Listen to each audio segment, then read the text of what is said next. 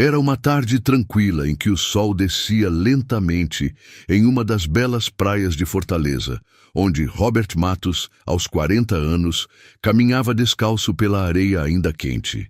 Usava uma camisa de linho aberta no peito, os cabelos levemente bagunçados pelo vento salgado. Por fora era a imagem do sucesso, postura firme, corpo bem cuidado. Por dentro, carregava um cansaço que nenhum contrato assinado, nenhum prêmio empresarial ou manchete elogiosa conseguira apagar.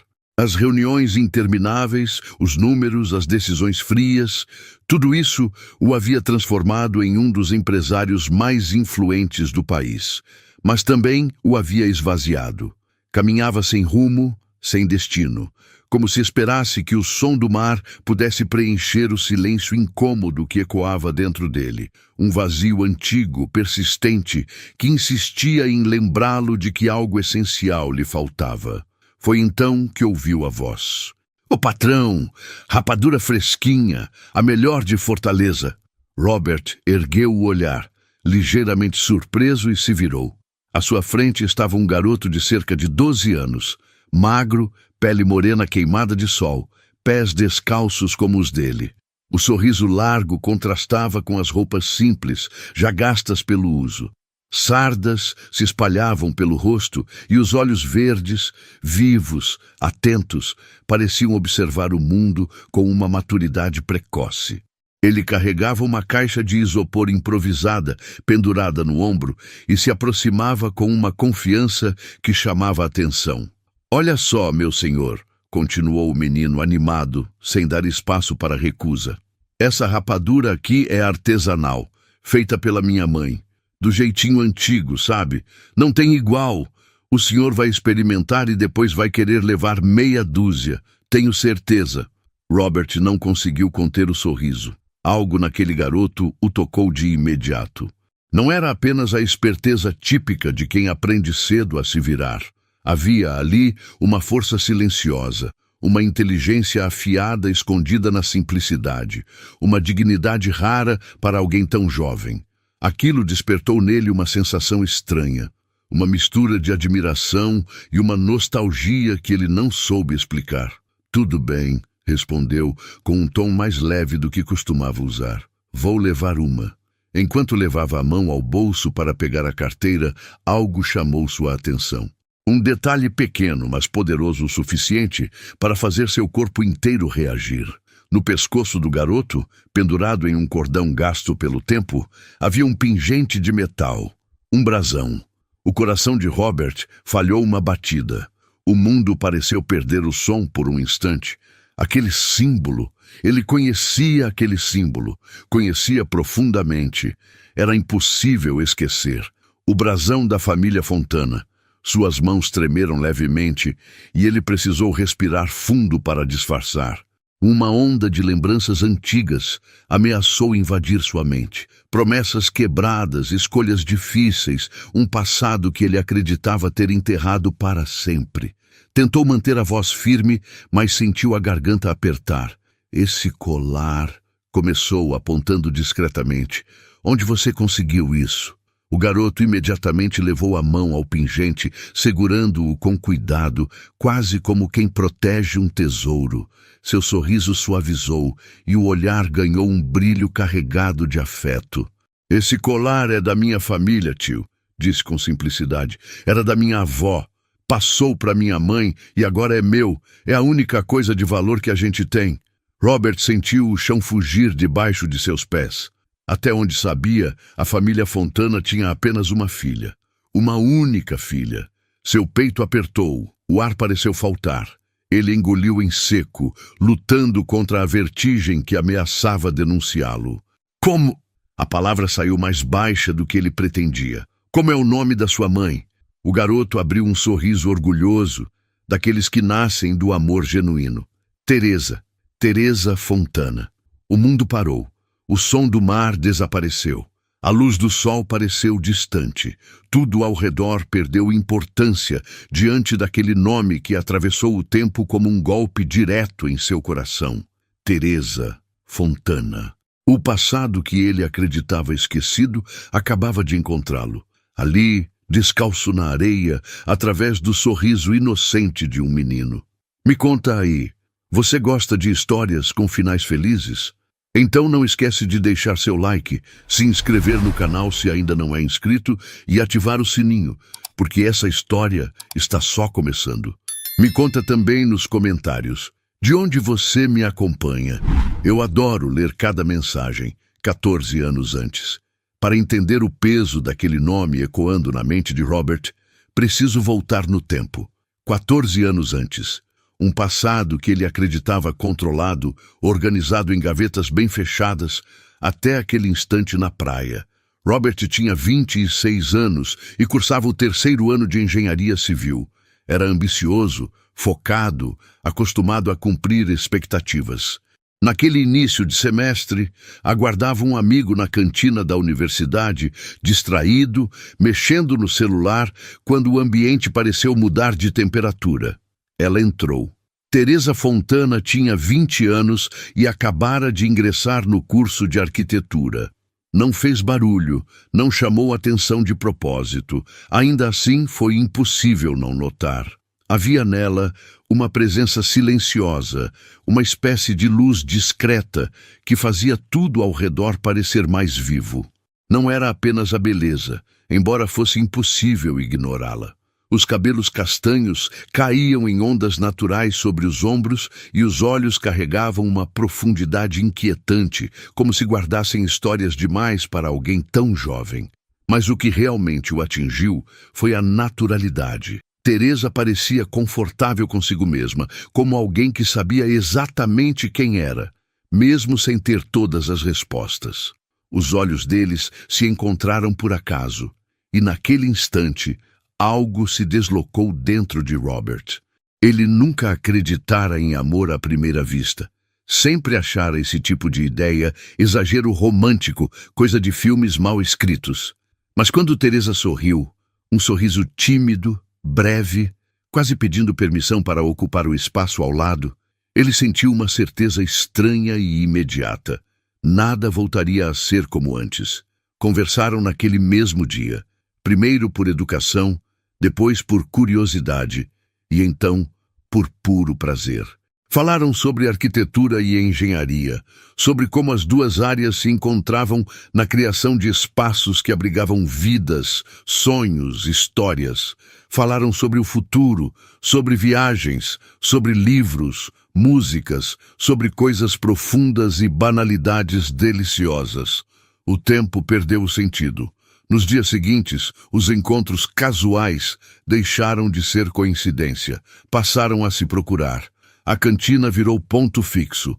Depois vieram as tardes na biblioteca, as caminhadas longas pelo campus, os cafés que começavam despretensiosos e terminavam com o céu já escuro.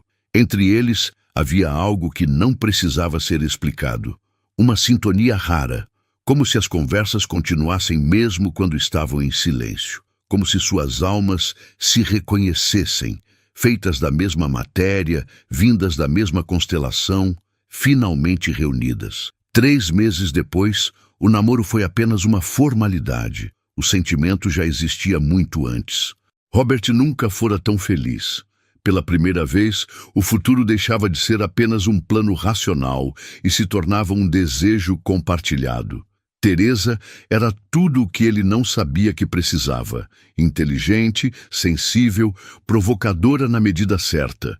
Ela o desafiava, o inspirava, o fazia enxergar o mundo com mais cor. Ao lado dela, Robert queria ser melhor. Não por obrigação, mas por vontade. Mas a felicidade, ele aprenderia, cobra caro. No fim daquele ano, seus pais o chamaram para uma conversa. O tom sério, a postura rígida. Ele conhecia bem aquele cenário. Tinham conseguido para ele uma vaga em um programa de pós-graduação prestigiado no exterior. Uma chance rara, irrecusável, segundo eles. Mas eu não quero ir, Robert disse, com a voz firme pela primeira vez diante deles. Eu estou apaixonado. Teresa é paixão de universidade. O pai cortou, seco, definitivo. Isso passa. Você vai conhecer outras pessoas, ter outras oportunidades. Não pode jogar seu futuro fora por um namoro. Não é só um namoro, Robert rebateu, sentindo a voz tremer apesar do esforço. Eu a amo. Quero construir uma vida com ela. Foi então que sua mãe interveio, com aquela doçura calculada que sempre antecedia algo cruel.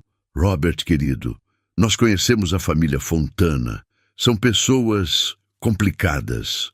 Teresa é uma moça encantadora, sem dúvida. Mas você precisa ser realista. A família dela enfrenta problemas financeiros sérios. Não seria justo com você, nem com ela, insistir em algo assim. O que Robert não sabia, o que ninguém lhe contou, era a verdade completa. A família Fontana estava de fato endividada, afundada em dificuldades. E a maior parte da dívida era com a empresa dos próprios pais de Robert. Não se tratava apenas de proteger o filho de um amor passageiro. Tratava-se de proteger interesses, números, poder. Um casamento poderia transformar credores em parentes, poderia exigir concessões, poderia custar caro. Pressionado por todos os lados, sufocado entre o amor que o fazia sentir vivo e a obediência que sempre moldara sua identidade, Robert tomou a decisão mais dolorosa de sua vida. Ele partiu. Antes de ir, tentou explicar tudo a Teresa. Prometeu que voltaria. Jurou que encontrariam um jeito, que a distância não seria mais forte do que o que sentiam. Ela chorou em seus braços, agarrada a ele como se pudesse impedir o inevitável. E ele prometeu, com toda a convicção que tinha, que aquilo não era um adeus. Mas a vida, indiferente às promessas humanas, já havia decidido o contrário. De volta ao presente, Robert permaneceu imóvel na areia, encarando o garoto à sua frente. Victor, fora assim que ele se apresentara, como se o mundo tivesse sofrido um abalo silencioso e o chão, traidor, ameaçasse se abrir sob seus pés. O coração batia rápido demais, descompassado, enquanto pensamentos confusos se atropelavam em sua mente. Por um instante, foi tomado por um impulso quase doloroso de procurar Teresa imediatamente, apenas para vê-la, confirmar com os próprios olhos que ela estava bem, que era real. Mas a lembrança veio como um freio cruel. Ela provavelmente não estaria sozinha. Poderia ter seguido em frente, poderia ter um marido, afinal era isso que seus pais tinham lhe dito. A certeza disso apertou seu peito com força. Engolindo em seco, reunindo coragem onde quase não havia, Robert respirou fundo e perguntou, numa voz que traiu seu temor mais profundo: "E o seu pai?" "Minha mãe disse que meu pai foi embora para o exterior e nunca mais voltou", continuou Victor, sem perceber o tumulto que causava no homem à sua frente. Havia uma tentativa de indiferença em sua voz. Aquele tipo de coragem fingida que crianças usam para esconder mágoas profundas. "Mas está tudo bem, tio.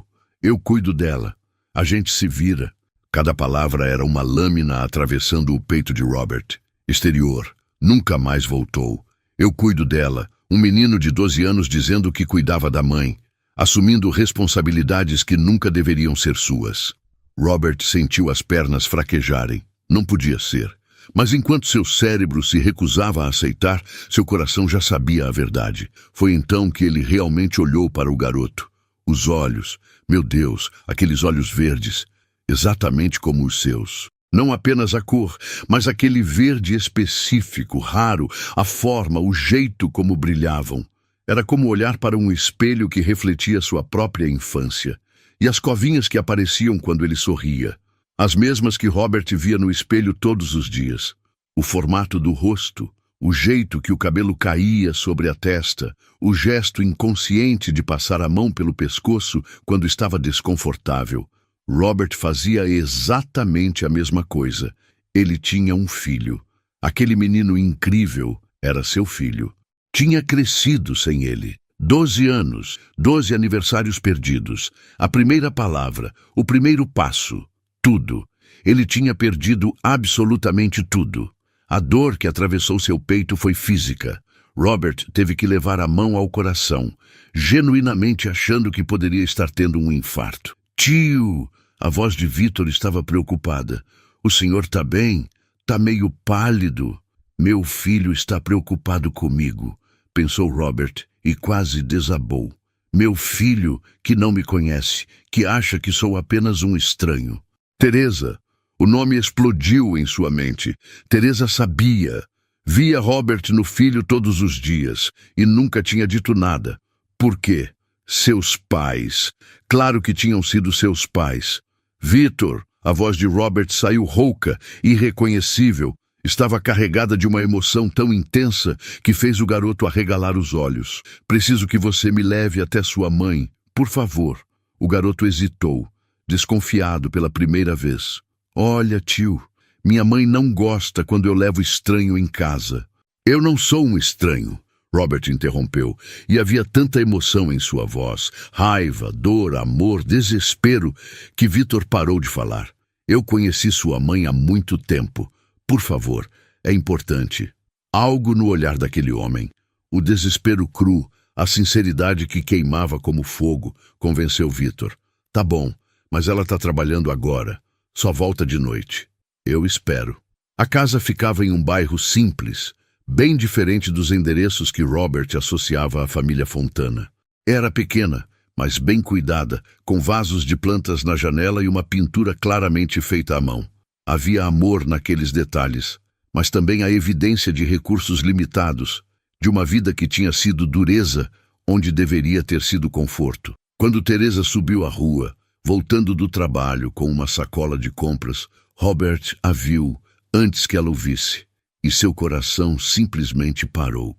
Ela estava diferente, mais magra, com pequenas linhas de expressão que contavam histórias de preocupação e luta. O cabelo mais curto, mas era ela. Ainda era a mulher que habitava seus sonhos, seus arrependimentos, cada momento silencioso. Robert levantou-se lentamente. Teresa olhou para cima e seus olhos se encontraram. O mundo parou. Robert viu o exato momento em que ela o reconheceu. Viu a sacola escorregando de dedos que perderam toda a força. Viu a cor drenando de seu rosto. Viu 14 anos de dor, raiva, amor e saudade passarem por aqueles olhos em uma fração de segundo. E viu medo. Ela está com medo de que eu queira tirar Victor dela. Robert percebeu com horror. Teresa, ele sussurrou, mas o nome saiu rouco, carregado de 14 anos de arrependimento.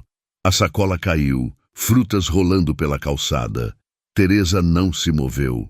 Apenas ficou ali, congelada. Robert, o que você... Como... Victor olhava de um para o outro, confusão dando lugar à compreensão. Mãe, você conhece ele? Teresa não conseguia falar. Seus olhos estavam fixos em Robert. Ele via tudo ali. A dor que ela tinha carregado sozinha, as noites em claro, toda a força que reunira para sobreviver. E também amor, ainda vivo, ainda queimando. Teresa, precisamos conversar, disse Robert, a voz falhando. Por favor.